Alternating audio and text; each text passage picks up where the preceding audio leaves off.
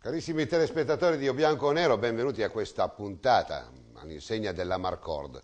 D'altronde in autunno cadono le foglie e qualche vena nostalgica, insomma, pervade tutti noi. Ma una vena nostalgica positiva. Oggi parliamo delle grandi moto, delle grandi eccellenze italiane. Abbiamo ospite con noi Roberto Cristiano Baggio, che è un noto giornalista, grazie per essere con noi, ma una autentica chicca per tutti coloro che sono amanti dei grandi marchi, soprattutto l'Averda. Piero Laverda, ingegnere, grazie per essere con noi. Grazie. Ci racconterà un pezzo di storia italiana. Romano Cornale, tu sei reduce dalla Milano-Taranto al contrario, Taranto-Milano con questo prototipo, anzi con questa moto, e poi spiegheremo il perché. Ma abbiamo anche Davide Frana, grazie per essere con noi, per questo bel progetto che ne abbiamo già iniziato a parlare giovedì scorso, Bici e Radici, al quale mi sento molto vicino. Un carabiniere che gli piace il ciclismo estremo, che viaggia il mondo e porta la conoscenza vera delle grandi eccellenze italiane e soprattutto delle grandi passioni, una cosa che vi accomuna. Roberto, io inizierei con te per un racconto veloce e anche emotivamente valido, anche se nostalgico. La nostalgia fa bene quando si pensano a cose positive come questo grande marchio, che io lo ricordo che ero a Torino e quindi l'Averda per noi era qualcosa di veramente importante ed faceva parte proprio dell'immaginario forte dell'industria e soprattutto dell'eccellenza italiana. Poi venendo qua ho capito che era Breganze, per me è stata una grande sorpresa, però Croce Delizia ne ha attraversate tante. Beh, la nostalgia fa sempre bene purché non sia una nostalgia malata. Certo. Perché la nostalgia ci porta anche a rivedere le nostre radici, le nostre origini e a ritrovare un po' della nostra storia. Attraverso la Laverda, attraverso questo glorioso marchio, noi vicentini possiamo ritrovare effettivamente un pezzo importante della nostra storia. Una storia che è partita dall'immediato dopoguerra, quando siamo usciti da macerie, distruzioni, morti e lutti, e abbiamo ripreso piano piano la voglia di vivere e ci siamo rilanciati in campo economico e industriale. La Laverda, per un paese piccolo come Breganze, ha rappresentato una cosa straordinaria, perché da un'economia prettamente agraria ha trasformato Breganze e con Breganze tutto il Vicentino in un'economia industriale, portando benessere finalmente nelle case dei nostri padri e dei nostri nonni. Ingegnere Piero Laverda. Allora, qua parliamo di un marchio prestigiosissimo in Italia che parte con le macchine per la trebbiatura, che oggi sono un'eccellenza. È partita da là, poi ha avuto varie fasi che adesso io spero che lei mi voglia raccontare. Però in sé e soprattutto in lei e suo fratello, ma prima ancora suo papà, una grande passione per la moto. E guarda caso suo papà non era certo un meccanico, anzi era qualcosa di veramente più prezioso e forse se andava in America avrebbe fatto ancora più fortuna, chissà. Vero? Guardi, intanto la ringrazio per questo invito e siamo qui per poter dare alcune notizie più che altro storiche sulla nostra famiglia e sul significato del lavoro che è stato fatto.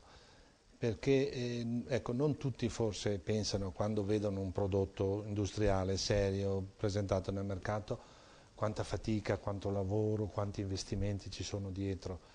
Le moto per esempio sono il frutto, le moto che abbiamo seguito io e mio fratello Massimo negli anni 70, cioè le moto di grossa cilindrata, quelle intese come mezzo per il tempo libero o prettamente un mezzo sportivo, sono frutto di 3 generazioni di lavoro, perché fu mio bisnonno ancora nel 1873 a iniziare l'attività industriale con le prime macchine agricole. E 3 modi di vivere che poi a si sono differentemente evoluti, che poi il secondo passo importante è stato durante la prima guerra mondiale, dove dove prettamente le macchine agricole una volta erano sostanzialmente una carpenteria di legno un po' affinata e si è passato alle lavorazioni meccaniche. E durante la guerra, guardi caso, facevano proiettili per l'esercito italiano. Quindi torni, lavorazioni meccaniche, tempere, tutte queste, fonderia, tutte queste cose. Poi con la seconda guerra mondiale c'è stato anche il secondo grosso impulso, fino agli anni 60 quando si è passati dalle macchine a normali macchine agricole per la raccolta dei prodotti a quelle più evolute, che è la famiglia delle miti trebbiatrici. Ecco, quindi l'Averda tutt'oggi è un nome primario nel mondo, direi che è un'azienda leader nel settore. La sola nota stonata che mi riguarda in prima persona è che purtroppo, come spesso accade per le aziende migliori, prima o dopo finiscono in mani straniere. Oggi purtroppo è controllata al 100% da capitale americano. Comunque è una società molto seria, molto, molto professionale, e sono sicuro che legata a questo contesto industriale si potrà vedere la Laveda ancora nel tempo per molti decenni. Insomma. Ecco, diceva che non è più italiana, Roberto. Questo è un rammarico da una parte, perché nel periodo degli anni '80 è passata la Fiat, poi dopo la Fiat in qualche maniera ha fagocitato questo marchio e poi dopo è stato in pratica preso da questa casa americana, ma poi gli americani, insomma, dove c'è da fare quattrini sanno dove andare, il business sanno dove. Però allora mi viene in mente una cosa: noi le eccellenze le abbiamo tuttora in Italia, sta a noi non farcele fregare, insomma, in qualche maniera, perché un conto gli americani, ma abbiamo anche i cinesi che incombono, e già il male lo hanno fatto i giapponesi. Guardi, io sono pienamente d'accordo con questo pensiero, e sono anche sicuro che buona parte degli imprenditori non sarebbero disposti a cedere così facilmente il frutto del proprio lavoro.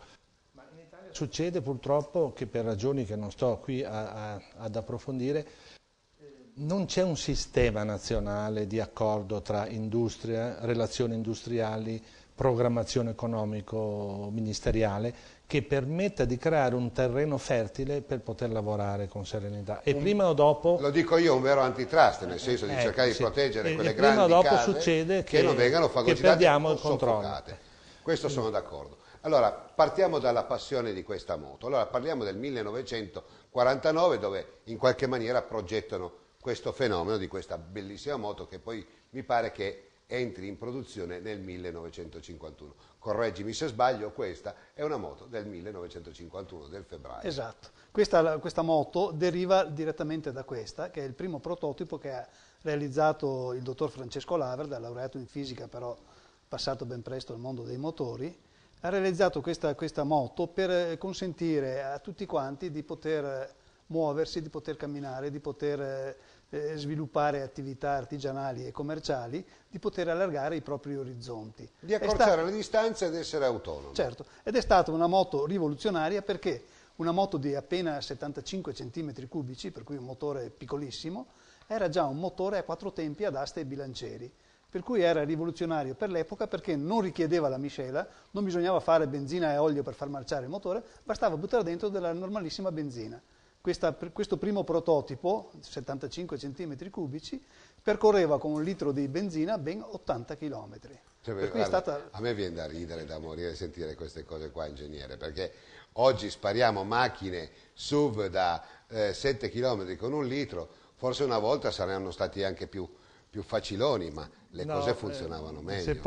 Se posso risponderle è un po' questo, cioè gli obiettivi tecnico-industriali e la strategia erano completamente diverse. Questa era, dal primo prototipo è nata la seconda versione, che è una sorella di questa qui, che è esposta qui, se potete vederla, e l'obiettivo era di avere un mezzo di trasporto per la manodopera, per gli impiegati, per gli operai che andavano al lavoro subito dopo la guerra, negli anni della ripresa industriale, che fosse estremamente economico non solo nei prezzi d'acquisto, ma anche nei costi di gestione, e quindi si curava moltissimo motori estremamente solidi, affidabili, consumi estremamente bassi, in modo che l'utente avesse dei costi di gestione il più ridotti possibile. Oggi il marketing ci ha portato invece a privilegiare la linea, la velocità, aspetti estetici che hanno sconvolto la strategia della progettazione. Poi mi pare anche che sia stato un periodo storico dove purtroppo, tra virgolette, venne la 500 che un po' distrusse il mercato delle moto a livello proprio così, esatto, anche di attrazione per quanto riguardava lo spostamento degli operai, quindi questo può avere anche inciso. La grande crisi che ha avuto l'industria italiana delle due ruote sul finire degli anni 50, primi anni 60, dove la grande produzione industriale italiana erano prettamente dei mezzi di trasporto, è avvenuta causa l'inserimento da parte della Fiat della prima, della 600 e poi della 500, cioè l'italiano ha avuto l'opportunità di acquisire un'utilitaria sia per l'uso del lavoro sia per l'uso familiare, e questo ha spiazzato completamente tutte le motociclette che venivano. L'Italia era ricchissima di marchi, nel milanese, nel bolognese, nel parmigiano, moto che solo pochi addetti ai lavori oggi ricordano. Una produzione notevolissima. Don Camillo, l'onorevole Peppone con questi motocicli, esatto, difficilmente si vedeva se non negli ultimi episodi, poi chiaramente le macchine, però la moto era proprio il mezzo. Un numero per inquadrare un po' la situazione. A fine anni 50 c'erano oltre 800 case costruttrici di moto in Italia. Incredibile. Ecco, adesso abbandoniamo un attimino la parte, diciamo così, storica, ma soprattutto anche industriale. Io vorrei soffermarmi e fare un attimo d'attenzione ai nostri telespettatori di come l'imprenditoria, di come l'industria una volta fosse più democratica nello svolgere il proprio lavoro e distribuirlo equamente anche a tante altre realtà, perché una moto si riparava, una moto aveva bisogno di manutenzione e quindi entravano in gioco altri scenari, altri artigiani. Ecco che a quell'epoca io credo che il lavoro fosse distribuito in maniera veramente democratica, non come oggi che siamo diventati tutti degli sostitutori, mi pare. Sì, ecco, la differenza sostanziale è questa. Chi ha avuto le conoscenze, la capacità e il coraggio di avviare queste iniziative dal dopoguerra ad oggi, e le aziende che sono riuscite a creare delle regolari produzioni di serie, come ha fatto la Fiat, come ha fatto l'Averda, come hanno fatto tanti altri imprenditori, in sostanza sono state non solo delle attività industriali, ma sono state dei poli di sviluppo sociale che hanno creato un indotto e hanno fatto cultura. Io conosco moltissimi dipendenti, diciamo operai di prima generazione della Motolaverda, anni 50 e 60, che sono diventati artigiani grazie al know-how acquisito, certo, e i loro figli oggi sono imprenditori. Quindi lei capisce che c'è una rete di un'economia. Lo capisco, sono molto arrabbiato di questo. Di un'economia, certo, solida. Sono molto arrabbiato perché poi dopo per abbiamo fortuna, svolto un ruolo importante, certo, insomma, ma assolutamente, nella società. Assolutamente. Sono arrabbiato perché quelle grandi eccellenze le abbiamo perdute soltanto per il denaro, per vendere di più e per consumare di più. Mi viene anche in mente che se le grandi eccellenze e i grandi ingegneri progettano auto o moto per consumare meno, voglio dire che non gli è riuscita molto bene negli ultimi 30 anni, perché oggi le moto consumano molto di più e quindi vogliamo dire facciamo un passo indietro e in più ci facciamo del male. Ma forse grazie a questa fortuna che nel 51 nasce questa moto e nasce la Milano-Taranto, questa diciamo oramai è diventata un'evocazione storica, però era qualcosa di molto importante per coloro che avevano dei marchi anche da proporre. E questo anno, grazie a queste passioni, tu Romano, hai voluto fare al contrario Taranto-Milano, Tessimat, va bene, lo sappiamo tutti, in sella a questa moto, un 75 cm3, 4 tempi se non sbaglio, 80 km con 1 litro. Beh, la cosa bella è che hai speso pochi soldi. Beh, soldi non ne ho spesi perché se guarda il risultato non ho speso niente, anzi ho ricevuto, quindi così. Perché la moto... ti è venuto in mente proprio di fare a ritroso? Perché la passione porta ad andare nei minimi particolari, nelle minime cose, si vive di poco e grandissimo, cioè di tanto gusto, e questo la possibilità, pubblicamente ringrazio Piero Laverda che ha dato questa possibilità a me e anche alla moto perché è viva. Quindi, questa è la moto di proprietà della famiglia Laverda. Sì, che è bisognerebbe vedere cosa dice la gente, gli appassionati parliamo, perché io ho incontrato appassionati in tutta Italia che mi aspettavano, e come vive questa situazione, cioè, è viva, cioè, non è. Ma c'era un filo diretto, te al telefono, gente che ti chiamava da Monte Carlo? Sì, tramite il sito Milano-Taranto, e Roberto Baggio assieme alla Claudia e a Franco Sabatini mettevano delle notizie giornaliere e abbiamo cominciato scambiandoci queste osservazioni, e che io avevo questo Bluetooth eccezionale che mi dava la possibilità di stare in contatto sia per la navigazione con mia sorella al computer e sia con chi voleva telefonare. Ha telefonato da Monte Carlo, dalla Svizzera, dall'Italia, e quindi viaggiando c'era questa opportunità nuova, ma di una cosa emozionante, importante, che parlando trasmettevo quelle sensazioni, diciamo quel paesaggio che si vedeva al momento. Ecco, tu parti da Taranto, poi dopo fai tutta la parte, diciamo così, ovest dell'Italia, mi pare Avellino. Il discorso era che è una cosa seria, quindi la Milano-Taranto è una cosa seria, e mi ha insegnato Franco Sabatini, che potrebbe fare il manager del campione del mondo, perché è uno che sa tutto. No, sa tutto, Sì. È una pressa atomica, così, ha una Vabbè, capacità. Mi interessa i punti, Comunque, che sei stato. lui vuole fare le cose bene e purtroppo sono un figlio, diciamo, come si dice così, che è venuto fuori da queste sue idee così. E ho fatto la Milano-Taranto quando si è presentata questa moto del 51 e tutto quanto era compreso, quindi c'era il discorso che partivo da Taranto, però qual era il problema? Bisogna portare giù la moto. La moto è stata portata quasi a mano, perché non essendo mia di questo valore eccezionale, tramite mio cognato e un suo amico con la macchina l'ha portata all'amico Cofano a Taranto, che l'ha custodita durante la notte a casa sua, perché l'albergo, nonostante fosse di 5 stelle, diciamo, è stata, ecco, questo era il problema più grande. Un padre di famiglia. Questa era la cosa più importante. Anche negli altri alberghi c'è stata sempre la prima soluzione per la moto e io dopo. E sono partito, come si dice, dal Palazzo del Governo, dove si arriva alla Milano-Taranto, con lo zaino. Ecco, voi immaginate uno che parte con questa moto, seguito un po' da tutti, quindi ma da solo. Mi interessa sapere adesso le tappe. Tu uno zaino. Esatto, Le allora tappe sono state a Taranto. facciamo presto, perché si legge sul percorso del 51.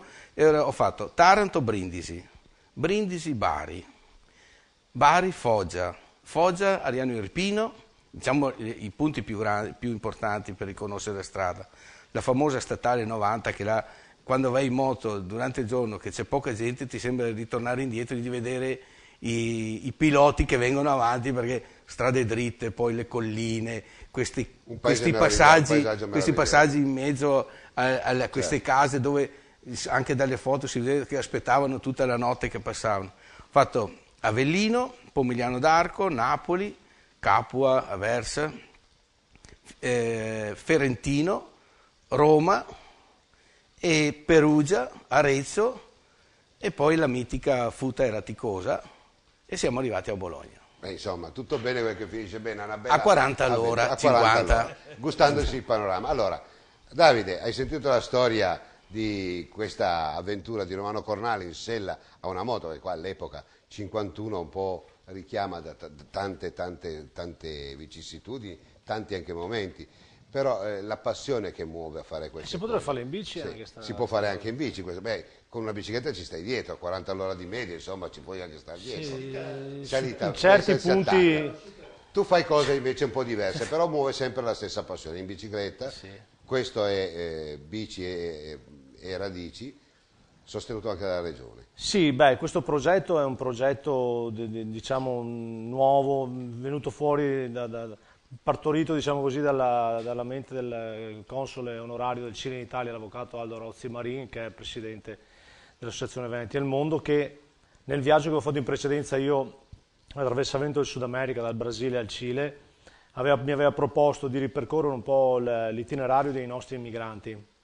E io ho accettato di buon proposito questa cosa e ho ripercorso l'itinerario dei nostri immigranti fino in Cile, andando a conoscere delle realtà che non avevo mai assolutamente conosciuto e delle quali lo ringrazierò sempre per avermi dato questa possibilità. Quest'anno, visto che ogni anno questa associazione accompagna dei ragazzi veneti, italiani, veneti adesso in questo caso, a vedere le città venete che si sono trasferite lì, proprio chiamo città venete, non erroneamente, proprio volontariamente, perché diciamo trovi Nova Padova, Nova Bassano, Nova Trento, San João do Polesine, dei posti che, gente che è lì da 4 generazioni, ecco perché mi sono permesso questa... E parlano veneto Sì, esagerato. esatto. Allora, mi è stato proposto di, perché non facciamo la cosa in bici, visto che tu l'hai già fatta ed c'è stata moltissima attenzione, moltissimo interesse da parte delle comunità, che mi hanno accettato proprio in maniera che io ancora non ci credo. Succede spesso per i viandanti, questa qua è una storia meravigliosa, quando un italiano si muove non so perché, o per la performance, oppure perché l'Italia, forse siamo noi che la denigriamo, ingegnere, ma forse all'estero capiscono che l'Italia ha ancora qualche marcia in più. Sì. E poi dopo da lei, da economista soprattutto, vorrei fare una domanda, ma la faremo in chiusura. L'esperienza è stata quella della grande accoglienza. Il console è affascinato anche lui dell'Italia. Sì, lui è di origine italiana, è cileno, poi si è ritornato in Italia e comunque tramite l'assessorato alle politiche agricole e flussi migratori della Regione Veneto, che ringrazio tantissimo anche per la precedente appoggio e supporto che mi aveva dato, con il Presidente della Regione e tutti, e quest'anno la cosa si è deciso di fare in maniera diversa, accompagnando 10 persone a fare la traversata che ho fatto io l'anno scorso all'inizio di quest'anno, e cercando di usare un tempo tra virgolette diciamo decente di attraversata. Ho pensato di metterci una quindicina di giorni a fare i 3.000 km circa. Sbalzi di temperatura, di percorsi, se voglio sì, dire. Più che altro è le condizioni climatiche che sono abbastanza forti, perché il caldo è bestiale di giorno, le strade sono terribili proprio. Chi te lo fa fare? Ma non è che te lo fa fare qualcuno, lo fai perché... Come lui lo fai? Sì, cioè io ritengo che uno queste cose non le faccia, per quanto mi riguarda, penso anche da poi alcune persone che fanno lo sport estremo, praticano lo sport estremo, non lo fai per farlo vedere agli altri. Primo perché il giudizio che ti viene dato è sempre quello di negativo, tra virgolette, perché uno che fa una cosa al di fuori di un canone non è a posto. In realtà ci sono delle cose molto più, cioè come uno che, se mi permette, un imprenditore che cerca di arrivare a un risultato, cioè qualcosa che sacrifica una vita, è invidiato. Cioè sono quelle cose che uno fa per una passione, per un desiderio, per un sentirsi libero, non lo so. Ingegnere, ha toccato un tasto che guarda com'è strana la vita e com'è strano anche com'è strana questa trasmissione, come si collegano i fili, perché io dico sempre, dall'America importiamo le cose peggiori ma le cose migliori. La cosa migliore dell'America è proprio la totale assenza dell'invidia, c'è proprio la volontà di chi emerge, è quasi un valore, ce l'abbiamo fatta tutti in qualche maniera, invece in Italia ce l'hai fatto tu e insomma si incazzano come delle bestie e ti criticano a morte. Questo è proprio il costume italiano, che è croce e delizia, però ha tirato tanto indietro. Insomma, tirare indietro perché le parole contano. Io purtroppo devo dirle questo, che ho avuto la fortuna e l'onere di lavorare subito dopo il 68, subito dopo la contestazione giovanile del 78, e quindi gli anni 70 e gli anni 80 sono stati difficilissimi nel mondo del lavoro, dove, come ha sottolineato lei, chi riusciva nell'intento di fare vilipeso, perché in sostanza sfruttava la società a suo consumo. E qui mi fermo perché non voglio fare politica. No, ma poi dopo ma alla è fine, così. Oggi abbiamo della gente che arriva con carrettate di soldi, ci porta via le aziende, e quindi alla fine... in Italia si è avuto un periodo molto difficile per permettere di lavorare alle persone che avevano iniziativa propria nel commercio, nell'industria, in qualsiasi attività.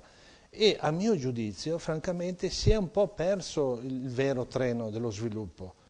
Rimane ancora un autobus, cioè abbiamo ancora delle aziende che hanno dimostrato di poter tenere, ma il vero salto di qualità della struttura industriale italiana è stato perso negli anni 70 e 80. Faccio una domanda a Roberto, non la faccio a lei, ma riguarda lei, ma riguardano anche tanti altri imprenditori.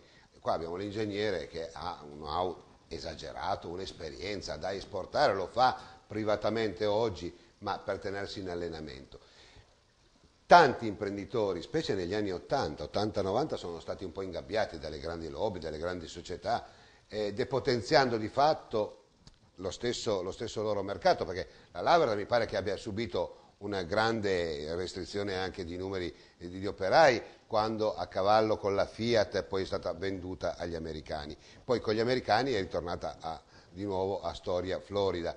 Ma le idee di questi imprenditori, per esempio, con le moto di grossa cilindrata, che potevano, diciamo così, concorrere intanto a una maggior produttività e quindi chiaramente anche maggiori occupazione, assunzioni, lavoro, è logico. E in più avevano anche delle idee incredibili per poter, diciamo così, contrastare la nuova entrata che era l'automobile. Non solo l'automobile, ma nel campo delle motociclette di grossa cilindrata potevano contrastare egregiamente l'impero nipponico, le moto giapponesi, Yamaha. Tu da giornalista come la scriveresti questa cosa qua? Beh, da scriverla ci vorrebbe un'enciclopedia perché non si può riassumerla in poche righe. Posso solo ricordare che a metà degli anni 70 la Laverda, grazie proprio all'ingegner Piero Laverda e a suo fratello Massimo, aveva dato incarico a un famosissimo ingegnere dell'epoca di realizzare una moto di grossissima cilindrata rivoluzionaria, una moto a 6 cilindri, 1500 cm3. È stata la prima moto sul circuito di Le Mans a superare il muro dei 300 km/h. Purtroppo quella moto è nata con 20 anni di anticipo. Fosse stata prodotta sul finire degli anni 80, la Laverda adesso sarebbe leader mondiale o quasi nel campo delle motociclette. Come possono succedere queste anomalie, ingegnere? È successo questo e glielo posso confermare perché l'abbiamo pagato sulla nostra pelle questa situazione. Contrariamente a quanto succede nei paesi di cultura anglosassone, quindi Inghilterra, Nord Europa e America, quando lei ha una buona idea, un'iniziativa industriale, presenta un piano alle entità o alle persone che vogliono lavorare con lei per questo, perché comporta a volte capitali elevati che personalmente lei non ha, e fa uno studio di fattibilità. Se il piano è interessante, se è innovativo e se ha potenziale di sviluppo, i capitali si trovano. Questo succedeva però in quegli anni là solo, come dico, in Nord Europa e in America. In Italia non era possibile trovare un contesto di questo tipo perché, nonostante la potenzialità del progetto che diceva il nostro amico Roberto fosse enorme, quella moto lì è un prototipo che è stato considerato una pietra miliare nello sviluppo delle moto sportive mondiali, da tutti è stato riconosciuto, costruttori asiatici, europei e americani. Abbiamo avuto visita di tutti i costruttori per parlare di questo progetto. In Italia non ha trovato sfogo perché forse c'è una corrente di pensiero che non dà spazio a... Ma per attualizzare questo discorso, perché lei parla di 30 anni fa, però se lo attualizziamo anche oggi, credo che le stesse croci le andiamo a trovare anche oggi, cioè è difficile sostenere uno sviluppo italiano dove le banche non entrano mai in gara oppure in partnership con il privato a progetto. Bisogna tante volte rivolgersi all'Europa o ai fondi. O ad altre entità. Ma le banche tradizionali dove lei, operatore del lavoro, compra la materia prima che si chiama denaro, perché per noi il denaro è una materia prima, non è l'obiettivo dell'attività, capito? Ecco.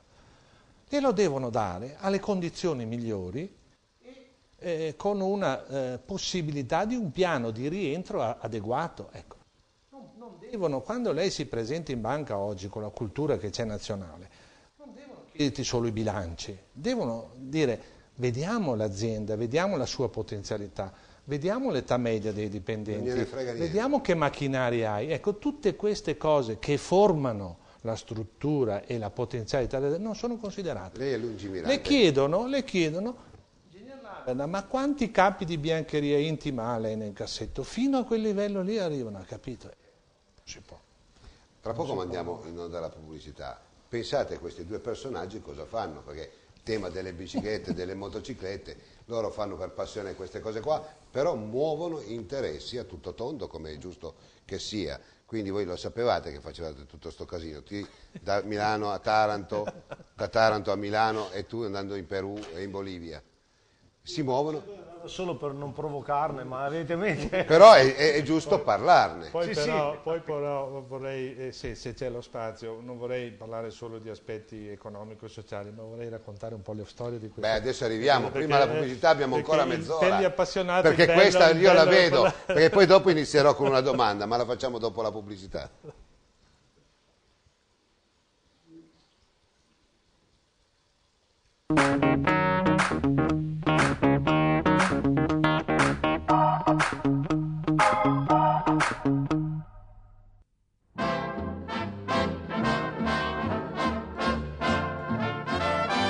Vi presento la pizza Maranello, riconosciuta dallo stesso comune come testimonial della rossa più amata del mondo.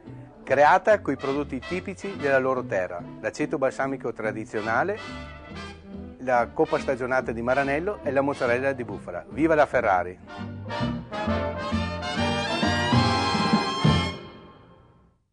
Brink, negozio specializzato in cartucce prestampanti, carte comuni e speciali.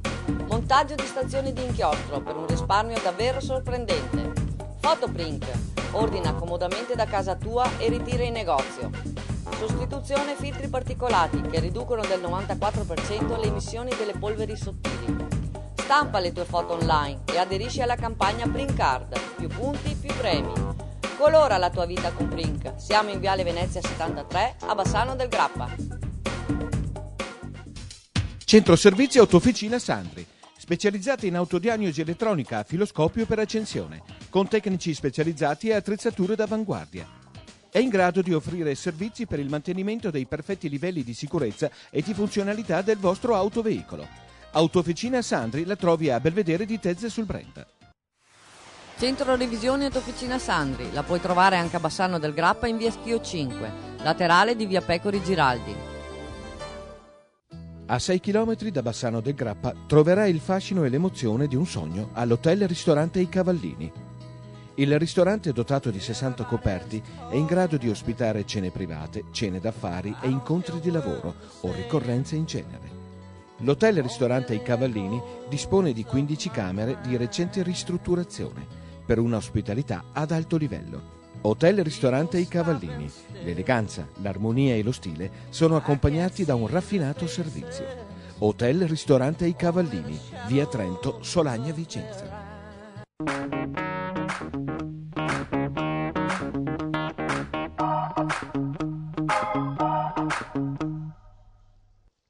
Ben rientrati in piazza, gentili telespettatori di O Bianco o Nero. Abbiamo iniziato questa puntata parlando delle grandi eccellenze italiane che qualche nostalgia ancora nei nostri cuori riescono sicuramente a fare emergere. Qua abbiamo un modello di questa stupenda motocicletta del 1951 di proprietà della famiglia Laverda, se non sbaglio. Collezione vostra, che non la venderà mai, ho paura, Certamente, al buon Romano Cornale. Che quando Romano si è presentato da lei, cosa le ha chiesto? Questa, come gli hai chiesto Romano? Però velocemente, poi voglio sentire l'ingegnere. È stato un'onda diretta, perché quando c'è la passione si capisce subito, non ci conoscevamo, era stata soltanto una cosa ponderata, nel senso di dire Laverda, Milano-Taranto, io sono referente per il Veneto, capisco la filosofia della Milano-Taranto con la famiglia Sabatini, il grande manager che insisteva, i 75, Franco Sabatini, i 75, quindi non c'è di meglio che la Laverda che ha fatto storia. Quindi questo impeto di passione l'ho trasmesso e per miracolo Piero Laverda ha capito che c'era una buona situazione, anche perché i ricordi c'erano. Torniamo indietro di qualche passo? Questo mi piace già un po' di più, vedi? Sì. Io avevo avuto l'opportunità di conoscere Romano, il suo bellissimo ristorante lì, Valsugana, perché avevamo uno stabilimento a Trento, facevamo le roulotte, avevamo una grossa fonderia di ghisa sferoidale, quindi la strada la facevo. Anche roulotte facevate, sì, mi rammento. L'ho visto L'anno prima, cioè un anno fa, la Milano-Taranto storica si è fermata a Breganze e ho visto arrivare lui con una 75 proprio di prima generazione, del 52 o del 53. E mi sono un po' meravigliato, ho detto ma che tosto di questo personaggio che si fa un sedere così, perché non è facile fare tanta strada con le moto, perché le sospensioni non sono come quelle di adesso, quindi bisogna essere un po' allenati, bisogna avere una tempra e un fisico adeguato.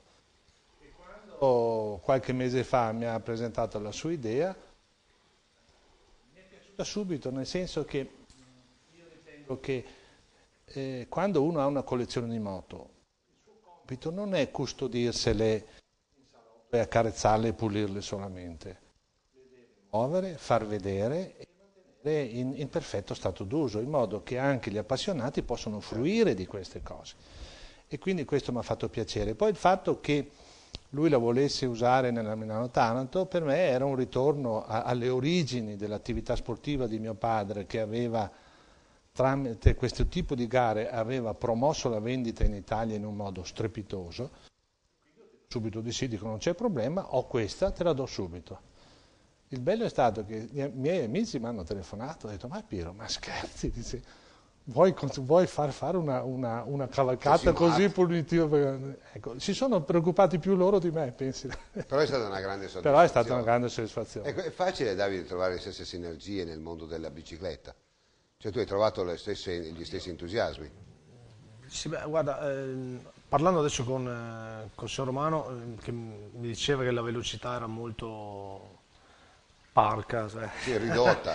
Hai la possibilità di vedere quello che normalmente non vedresti, o perché la velocità è troppo sostenuta, è una distrazione, ti fa perdere 100 metri o che... Il valore è quello della concentrazione di quello che stai facendo. Diciamo che un po' il centauro che fa strada con la moto, che viaggia in moto, che è abituato a viaggiare in moto con tutti i tipi di tempo, anche d'inverno, e quello che va in bici come me, sì, sono simili.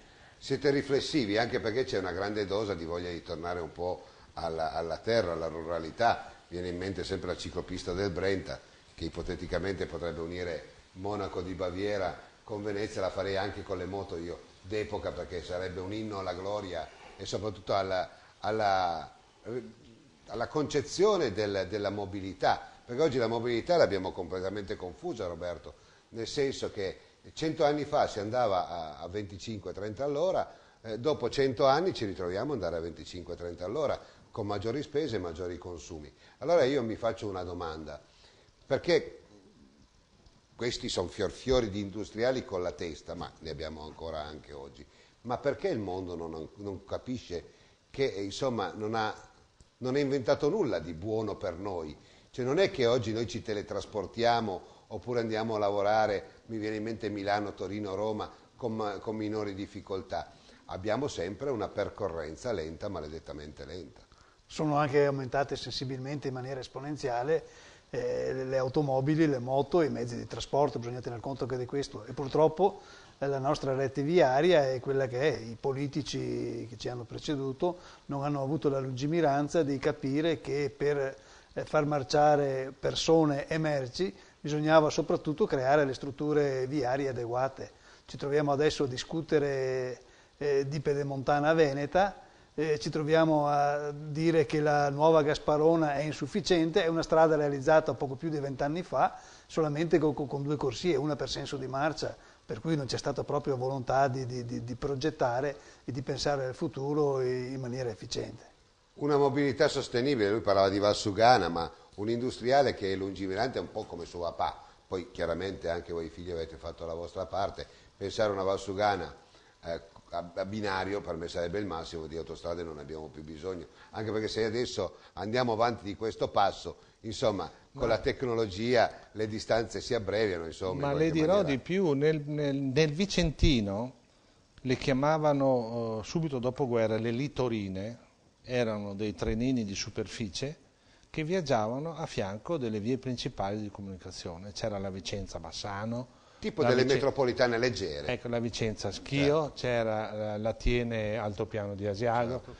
erano metropolitane di superficie, se noi le avessimo conservate avremmo dei servizi logistici incredibili, insomma, capito?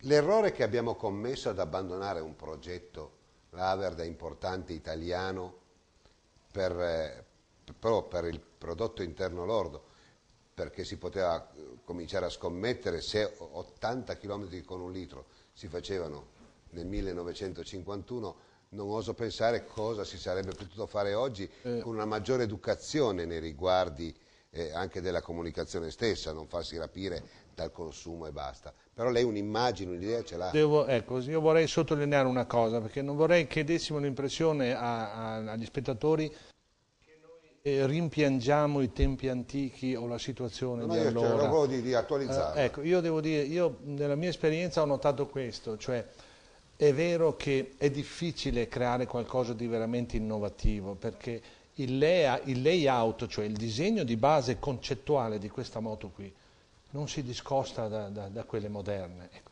C'è stata una leggera evoluzione o una continua evoluzione nei materiali, nelle prestazioni, il sistema frenante, le coperture, ecco, ci sono. Ecco, quindi il progresso ha certamente portato dei benefici in termini di comfort, sicurezza di guida e quindi fruibilità del mezzo. Dove stiamo sbagliando è che purtroppo i ragazzi di oggi o gli utenti di oggi sono stati educati credendo solo nella velocità, credendo solo nell'adrenalina. Ecco, invece la moto è un mezzo per vivere il tempo libero, per vivere l'ambiente, e qualche volta se vuoi correre puoi correre, ma vai in pista, non devi andare a 180 all'ora su strada. Come fa lei? Roberto ha detto una cosa che mi ha un po' anticipato, nel senso che se noi andiamo a vedere una partita di calcio è un momento chiaramente di grande impatto e di grande forza, però non è che poi usciamo dallo stadio e ci mettiamo a giocare in mezzo alla strada, insomma non è così. Però invece nei motori succede questo, c'è un po' il mito del correre veloce e anche il mito, ahimè, come è successo a Marco Simoncelli, che non vorrei che quella morte poi diventasse tipo quella di James Dean, un ragazzo è morto nel suo lavoro, quindi bisognerebbe avere il cordoglio per lui e per la sua famiglia, svolgendo il suo onesto lavoro, purtroppo è morto come ne muoiono tanti altri nel lavoro, però cercare di idealizzare questa immagine della velocità uguale spericolatezza, uguale successo, credo che sia pericoloso. Oggi i nostri due testimonial ci dicono che andando piano si possono riscoprire grandi cose. Beh, le esperienze dei due ospiti, di Romano e di Davide, è sicuramente un elogio alla lentezza. Io ho disputato 5 Milano-Taranto con una moto d'epoca. Il pregio della Milano-Taranto è che ti fa riscoprire l'Italia, ti fa scoprire un paese che non avresti mai visto, proprio perché percorri le strade secondarie a medie bassissime, viaggi a 35-40 km all'ora, puoi accelerare solamente in alcuni tratti rettilinei, ma ne trovi ben pochi in tutto lo stivale, e questo ti permette di guardarti attorno, di ammirare il paesaggio, di conoscere le persone che vivono nel nostro stupendo paese, e ti permettono anche di avvicinare realtà e culture a noi distanti. E la conoscenza poi ci rende più vicini, perché quando uno conosce non ha più paura, perché questo certo. Poi è la somma, no? Quindi dividiamo quest'Italia per frammenti, però credo che se uno abbia delle ideologie politiche che sono tipo la Lega, ma non è che hanno queste divisioni comunque, quando poi andate incontro dall'Italia, dall'alto e il basso, oppure Davide, in un altro territorio, la parola d'ordine credo sia proprio l'alleanza, la voglia di stare insieme, di riconoscersi, un po' quello che hai vissuto anche tu andando in questi paesi. Beh, questo si chiama comunque viaggiare terrestre. Me l'ha spiegato un mio amico importante, che lui viaggia tanto in macchina nei paesi scandinavi e così. E il viaggiare terrestre secondo me riassume molto bene cosa vuol dire viaggiare lenti, oppure viaggiare, perché ci sono gli aromi, i profumi, ti fermi, c'è la gente che parli, senti il dialetto, gli usi, i costumi reali, non quelli che ti fanno vedere la televisione certo. O i giornali sotto forma di questo. E ti accorgi che non c'è nessuna differenza, assolutamente, ma non da un punto di vista di nord, sud, certo. E queste sono le cose che secondo me diamo l'impulso a altre certo. Persone che fare queste cose, perché il viaggiare terrestre io l'ho visto anche con con la pista, per dire, ciclabile con l'asino, e questo monaco, diciamo, che questo francescano che è partito da Monaco, andava a Venezia, faceva i suoi 25-30 km al giorno, tanti esempi, e io non mi scosterò più da questo, pur avendo la voglia della velocità. Certo. Agostino Mauriello, che è un giornalista del TG1, una domanda che gli feci qualche anno fa, lui andava in guerra in tutti i paesi a rischio, lo tsunami abbiamo visto, la gente, gli ho fatto una domanda, la gente si era tanto diversa da noi, la domanda che riscontrava sempre in tutte le sue, diciamo, le sue missioni qual era? Lui mi dice: la gente vuole pace e tranquillità, dovunque. Cioè, non è che ci sia altro, ingegnere. È vero, io ho toccato con mano questa realtà. Io ho un carissimo amico missionario in Africa e ogni tanto vado per qualche mese a lavorare con lui, a dargli una mano.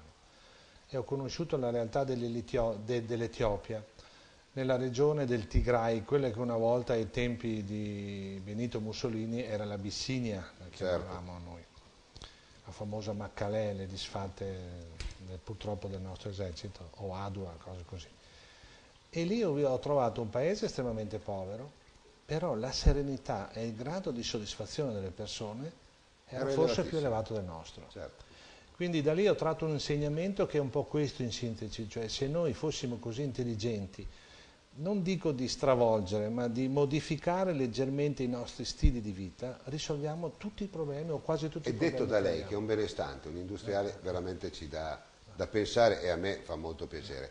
E anche tu, Davide, hai sentito, insomma, quei posti, Perù, Cile, non è che siano posti dove, insomma, si vive alla stragrande, dove il consumismo non l'ha ancora toccato. No, ma più che lì il problema è che tante volte le persone vengono spinte ad andare in città perché sentono qualcosa, allora vanno in città, poi fanno delle fini terribili, ritornano nei propri villaggi e il villaggio li emarginano. Cioè per villaggio si intende un paese. Perché hanno tradito? Perché se ne sono andati, ormai sono fuori, perché poi diventano alcolizzati, prostituzione, cioè e muoiono nella loro scelta, diciamo, che hanno fatto. Una cosa da dire è che sì, la gente è tranquilla. La gente è tranquilla, non ha velleità, se non quelle che vengono messe in testa dal cosiddetto consumismo. È altresì vero però che ci sono dei mondi che viaggiano in maniera parallela. L'importante sarebbe, non dico saper scegliere, ma saper gestire una cosa o un'altra. Adesso le rubo un secondo. Io vivo in una società civile, faccio anche un lavoro che mi comporta determinate regole, certo, molte, e star via anche per dei mesi in mezzo a una foresta amazzonica, in un deserto, in montagna, dove vivi praticamente selvaggiamente. Ritornare alla normalità non è facile, soprattutto perché ti rendi conto che tante cose sono assurde. L'importante è cercare, non dico di fare buon viso cattivo gioco, ma di dare delle valutazioni giuste a quelle che possono essere delle cose assurde o meno assurde, ecco, tutto qua. Si torna a quello che diceva prima l'ingegnere, tornare un po' alle radici, cercare di capire dove stiamo andando, perché da una moto, cioè la moto, io credo si è inventata la moto per essere liberi, per poter muoversi con una certa agilità e con meno fatica, viva Dio. In modo economico e semplice. In modo economico e semplice, riassaporare la vita. Mi piace questa metafora un po', diciamo così, romanzesca in qualche maniera, Roberto, però in soldoni la moto potrebbe rievocare veramente delle attenzioni per una società di grande consumismo. Cioè, torniamo un po' alle radici. Beh, soprattutto della moto è bello il senso di libertà che ti dà. Sali a cavalcioni della moto, tiri un po' l'acceleratore e ti senti libero e padrone del mondo. Devi stare solo un po' attento al traffico, magari inforcare strade secondarie dove non ci sono molte automobili, però veramente correre con l'aria tra i capelli o sul volto, visto che adesso portiamo il casco, e andare via e poter guardare con lo sguardo, spaziare a 360 gradi, ti dà emozioni impagabili, effettivamente. Emozioni impagabili. Poi mi pare, adesso poi dopo la faccio anche continuare, ingegnere, che questa grande marca è stata in qualche maniera rilevata dalla Aprilia. Sì, purtroppo la Motolaver ha avuto un'entrata negli anni 90 estremamente negativa. Fino agli anni 80 l'avevamo seguita noi e aveva creato dei mezzi, era conosciuta e aveva una posizione a livello mondiale. Tanto è vero che ancora oggi abbiamo l'Aver Club in tutto il mondo, dall'Australia al Giappone all'America, vendita non sempre in giro per il mondo per parlare dei nostri ferri vecchi, come li chiamo io. Ma, insomma. Ecco, purtroppo negli anni 90 c'è stato un tentativo di rilancio che non è andato bene, e poi il marchio, l'Aprilia ha acquisito il marchio perché aveva un progetto strategico di penetrazione nelle moto a ruote alte, si dice, cioè le cilindrate medio-grosse, non lo scooter. Il core business dell'Aprilia era sempre stato lo scooter fino a pochi anni fa. Volevano entrare nelle moto stradali di media e grossa cilindrata. Purtroppo non è stato possibile vedere poi arrivare nel mercato una nuova moto Laverda concepita in modo moderno e non classico come quelle che facevamo noi, perché anche l'Aprilia ha dovuto sopportare la forte concorrenza dei paesi asiatici, e il settore dello scooter, che è sempre stato il suo settore portante, ha avuto una grossa sofferenza, fino al punto che il controllo di signor Beggio ha dovuto cedere il tutto a Piaggio. E Piaggio oggi ha avuto in dote il marchio Laverda, che mi auguro porti in un futuro... Che non se la passa bene. È nel cassetto per il momento. Ma non se la passa bene manco la Piaggio. Allora io mi faccio una domanda. La Piaggio ha venduto milioni di motocicli. Come si fa a non avere un'azienda che possa comprare veramente altro che Laverda, oppure mandare veramente... Cioè, queste sono cose... ma vede, lei apre, purtroppo si ritorna sempre, io forse ho un po' una deformazione professionale sull'aspetto economico-industriale.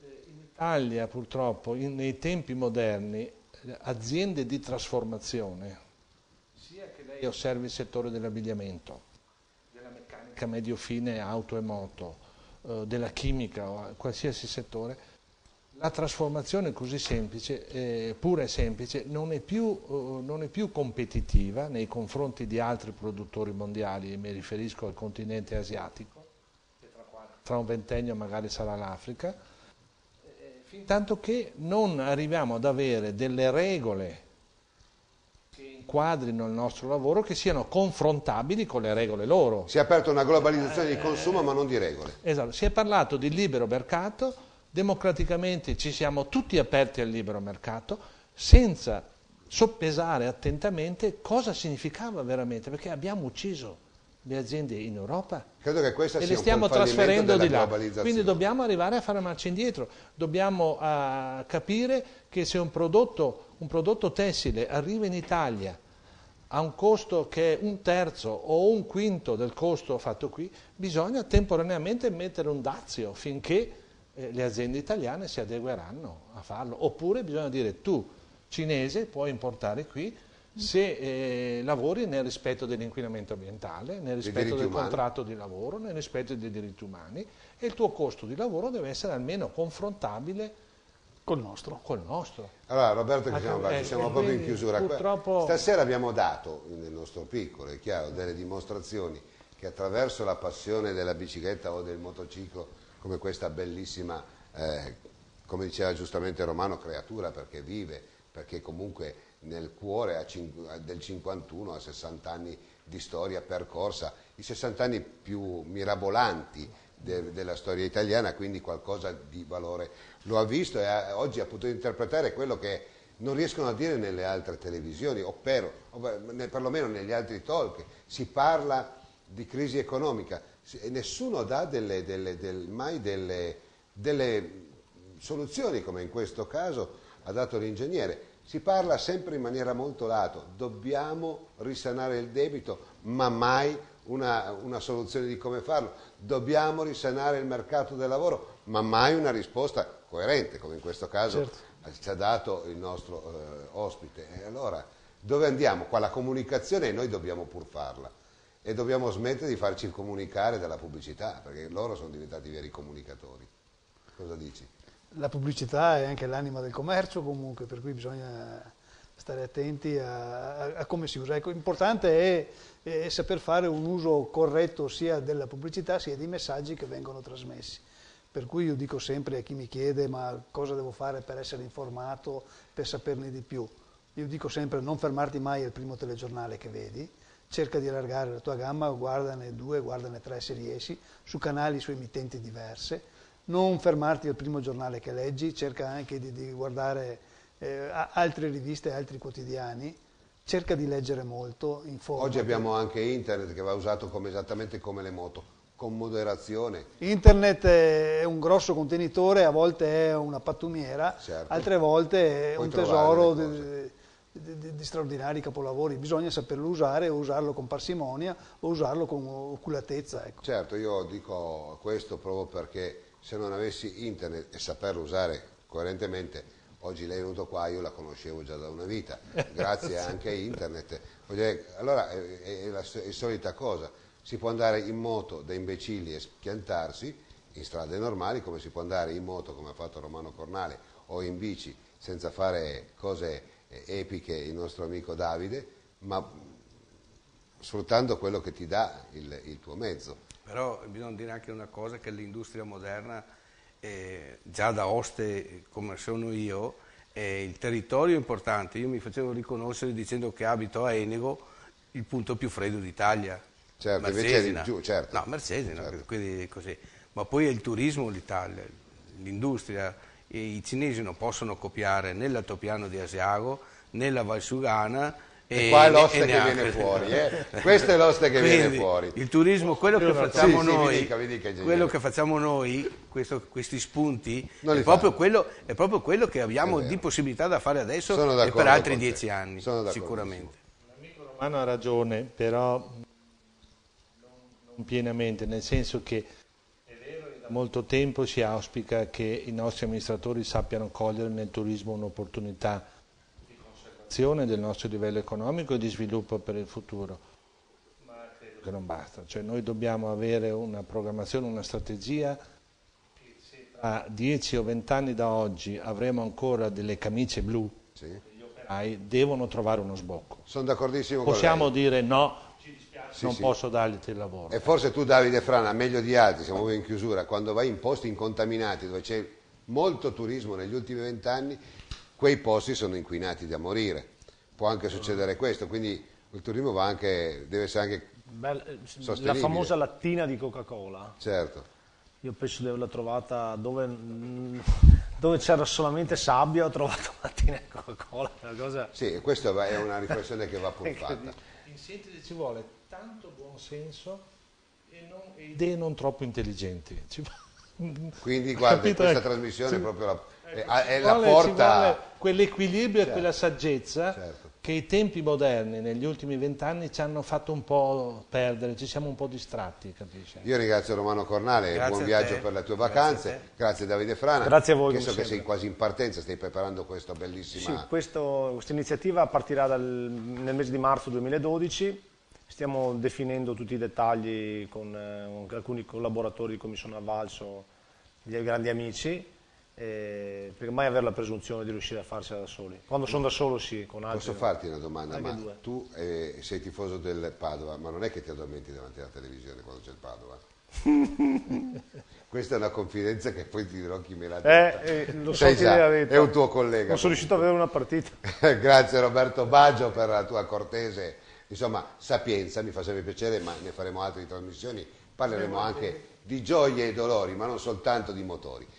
Ingegnere, io sono stupefatto dalla sua È stato un piacere, sono io che gentilezza, la ma devo soprattutto dalla sua ringraziare. preparazione, perché mi piace intervistare persone che sanno di cosa parlano, e in questi ultimi tempi in televisione vediamo un po' troppe cose che non vanno bene, quello bisogna pur dirlo. Io vi ringrazio anche voi telespettatori, vi do appuntamento con O Bianco o Nero settimana prossima, sempre alle ore 21, per chi volesse seguirci giovedì sera alle ore 20:30 con Scratch, e quindi lì la farà da padrona il ciclocross. A tutti quanti buonanotte, grazie, buonanotte.